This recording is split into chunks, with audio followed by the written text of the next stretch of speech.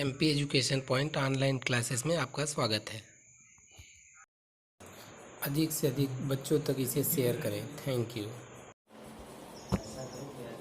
नया टॉपिक है मोल प्रभाज। क्या है? मोल प्रभाज या उसी को कहते हैं मोल अंश। इंग्लिश में उसको नाम देते हैं मोल फ्रैक्शन। क्या कहते हैं? Mole fraction. और मोल फ्रैक्शन को रिप्रेजेंट करते हैं किससे? काई से। ये क्या है?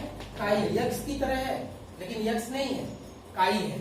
ऐसे बनाते हैं, ऐसे छोटा करते हैं, इसको पढ़ते हैं काई।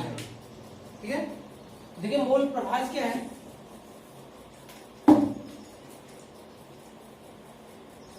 कोई बर्तन ले लीजिए, उसमें विलयन भरा हुआ। क्या भरा हुआ है? विलयन है। विलयन कैसे बनता है? विलयन में कितने घटक होते हैं? दो घटक। कौन कौन? विलेय और विलायक। विलेय प्लस विलायक। सपोज करो विलेय को हम ए मानते हैं और विलायक को बी मानते हैं। जब तक ए और बी नहीं मिलेगा तब तक विलयन नहीं बनेगा। बन जाएगा? बिना विलेय के विलयन बनेगा? बिना विलायक के विलयन बनेगा? नहीं। दोनों मिलेगा तभी विलयन बनेगा, है ना? विलय में अगर विलेय और विलायक दोनों है तो विलेय और विलायक दोनों के मोल उपस्थित होंगे। मोल मतलब भार बटे अणुभार, है ना? तो विलेय का भी मोल होगा और विलायक का भी मोल होगा, है ना? सपोज विलेय के मोलों की संख्या ए के, विलेय क्या है? ए है, इसके मोल की संख्या को स्मॉल एन से दिखा दे, स्मॉल एन। और विलायक का जो मोल हो उसके मोल को हम कैपिटल एन से दिखा दें। ठीक है? विलेय का मोल क्या हुआ? स्मॉल एन और विलायक का मोल क्या हुआ? Capital N. तो अब परिभाषा क्या बनता है मोल प्रभाज का?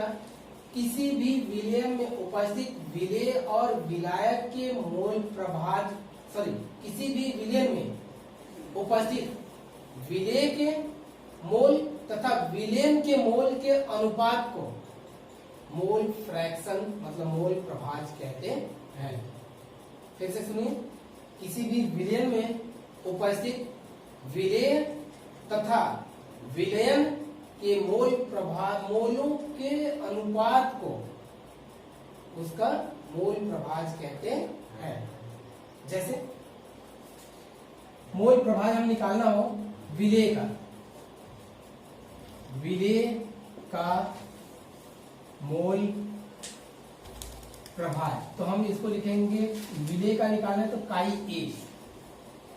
विलेय का निकालना है, हमने ए माना है विलेय को, तो विलेय का मोल प्रभाज क्या होगा? काई ए इक्वल टू, हमने कहा विलेय का मोल बटे विलयन का मोल। तो विलेय का मोल क्या है? Small N. स्मॉल एन किसका मोल है?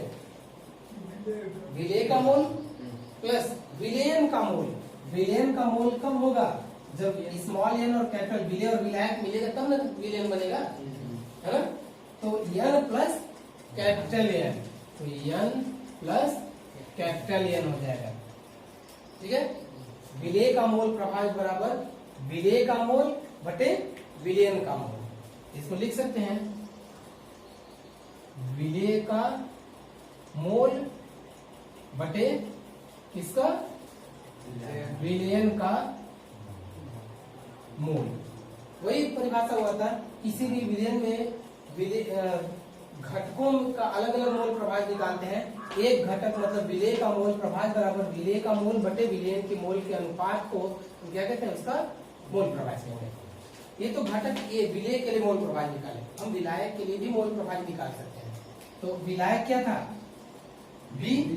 तो हम विलायक के लिए निकाले यदि तो काई बी बराबर, तो विलायक का जब निकाल रहे हैं तो विलायक का मोल बटे विलयन का मोल। ठीक है? तो फिर विलायक का मोल का क्या था? कैपिटल एन बटे विलयन का मोल फिर क्या होगा? N plus capital N. तो ये हो जाएगा एन प्लस कैपिटल एन। ये क्या था? विलायक का मोल बटे ये किसका है, विलयन का मोल। देखो एक विलयन में 2 घटक थे, दोनों घटकों का अलग अलग मोल प्रभाज हमने निकाले हैं। लेकिन एक चीज और जानिए, किसी भी विलयन में चाहे जितने घटक हो, सभी घटकों का मोल प्रभाजों का योग हमेशा 1 होगा। हाँ 1 होगा। जैसे अभी चेक करिए, हमने कहा कि किसी भी विलयन में चाहे जितने घटक हो, सभी घटकों के